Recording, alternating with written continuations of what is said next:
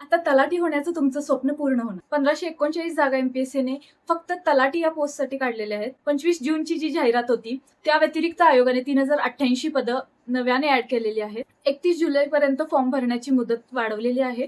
25 ऑक्टोबरला पूर्वीप्रमाणेच म्हणजे ऑफलाईन पद्धतीने एमपीएससीची गट क ची ही परीक्षा होणार आहे. यामध्ये तलाठी, महसूल व वन विभाग 1539 जागा, वरिष्ठ लिपिक किंवा अभिलेखापाल गट क 11 जागा, सहाय्यक अधीक्षक गट क 11 जागा, मत्स्य व्यवसाय विभागातील पदवी असेल तर सहाय्यक मत्स्य व्यवसाय 254 जागा, नागरी पुरवठा, आदिवासी विभाग, महसूल व वन विभागातील लिपिक पदासाठी म्हणजे क्लर्क पदासाठी भरपूर जागा आहेत. आणि अशाच पूर्वीच्या 2619 जागा, आत्ताच्या 3088 जागा अशा मिळून 5707 जागांची भरती आयोगाने काढलेली आहे. यामध्ये तलाठी, वरिष्ठ लिपिक, अभिलेखापाल, सहाय्यक अधीक्षक गट क या पदांसाठी कोणत्याही शाखेची पदवी चालते.